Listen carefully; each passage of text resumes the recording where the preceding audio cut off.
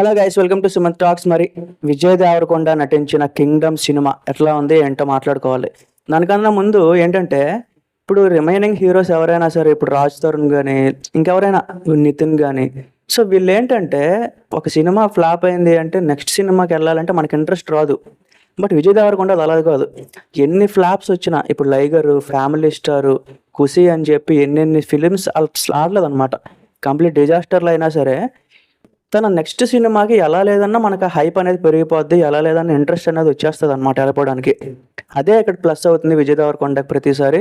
మరి ఈసారి ఆ నమ్మకాన్ని అట్లీస్ట్ ఉంచాడా లేదా మాట్లాడుకోవాలి.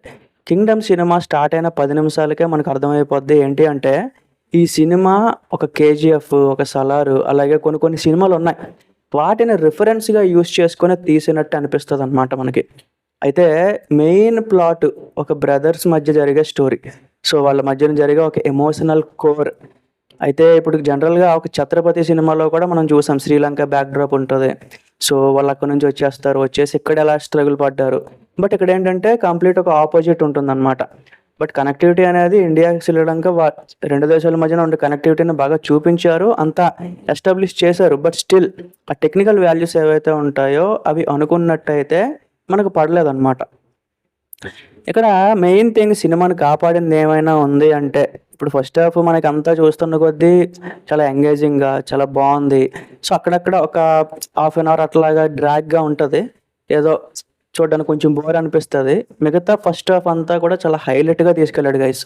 అసలు నేను ఎక్స్పెక్ట్ చేయలేదు, గౌతమ్ తిన్ననూరి చాలా బాగా హ్యాండిల్ చేశాడు.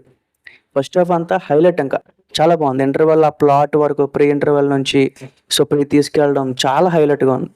ఇంకొక ఎడిషనల్ అడ్వాంటేజ్ ఏంటి అంటే, అనిరుద్ధ్ అసలు సినిమాని ఎక్కడ కూడా తగ్గనివ్వలేదన్నమాట. సీన్ అనేది ఒక నార్మల్గా ఉన్నా సరే తన బీజిఎంతో, అగైన్ తనకుండే ఆ మ్యూజిక్ వాల్యూతో ఇంకా సినిమా క్వాలిటీని, ఆ ఫస్ట్ హాఫ్ క్వాలిటీని అయితే ఇక్కడికో తీసుకెళ్ళిపోయాడు. అయితే మరి ఇంటర్వెల్ తర్వాత జరిగే మెయిన్ ఎపిసోడ్ అదైతే నాకు ఎక్కడో కానీ మైనస్ అనిపించింది గైస్. అది ఇప్పుడు జనరల్గా మనం ఏంటి, సీట్లో కూర్చున్నంతసేపు ఫస్ట్ హాఫ్ చూసిన తర్వాత మనలో క్వశ్చన్ మార్క్ అనేది రైజ్ అయ్యింది. ఇంటర్వెల్ తర్వాత మనకు రావాల్సిన ఆన్సర్ అనేది కరెక్ట్గా రాలేదు. అయితే మనం ఒకటి ఎక్స్పెక్ట్ చేస్తూ ఉంటాం, బట్ అక్కడ ఏంటంటే ఏదైతే ఇంటర్వెల్ తర్వాత జరిగే ఎపిసోడ్ కంప్లీట్ డ్రాస్టిక్గా జరిగిందనమాట. అసలు నాకు ఇంట్రెస్ట్ రాలేదు, అసలు కంప్లీట్గా నేను సాటిస్ఫై అవ్వలేదు ఆ ఎపిసోడ్ చూసి.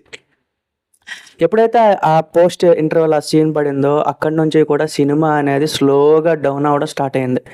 అయితే అఫ్కోర్స్ ఇదేంటంటే ఇప్పుడు క్లైమాక్స్ అనేది మళ్ళీ హైలైట్ చేస్తే ఎలా అయినా హిట్ అయిపోద్ది అనే థాట్ పెట్టుకుని డిజైన్ చేసినట్టున్నారు వీళ్ళు. సెకండ్ హాఫ్ అయితే చాలా స్లోగా ఉంది గైస్, నాకైతే అస్సలు నచ్చలేదు. ఏదో ఆ క్లైమాక్స్ ఆ ఎపిసోడ్ సో తర్వాత పర్వాలేదు, ఓకే అలా అయిపోయింది. బట్ ఫస్ట్ హాఫ్ మాత్రం చాలా ఎక్సలెంట్గా అనిపించింది నాకు. సెకండ్ హాఫ్ కూడా అలా మెయింటైన్ చేసి ఉంటే బాగుండేది అనిపిస్తుంది. బట్ ఇందులో ఇంకొక ఎడిషనల్ పాయింట్ ఏంటంటే, సత్యదేవ్, అదే మన Vijay Deverakonda brother role play చేశాడు కదా, ఆయన ఎక్సలెంట్గా చేశాడు గైస్. అంటే ఆఫ్ కోర్స్ అతను చాలా కంప్లీట్గా యాక్ట్ చేస్తాడు, ఇందులో కూడా చాలా బాగా యాక్ట్ చేశాడు. వాళ్ళిద్దరి మధ్య కెమిస్ట్రీ కూడా చాలా బాగా సెట్ అయింది, నాకైతే బాగా నచ్చింది గైస్. చూడండి, బాగుంది సినిమా. బట్ సెకండ్ హాఫ్ అయితే స్టిల్ నేనైతే సాటిస్ఫై అవ్వలేదు. మరి మీరైతే అవ్వచ్చేమో, చూడాలి. మరి మనకు రిపోర్ట్స్ ఏమొస్తాయి ఏంటి అవన్నీ, కలెక్షన్స్ అన్నీ కూడా నేను పోస్ట్ చేస్తాను. Stay tune.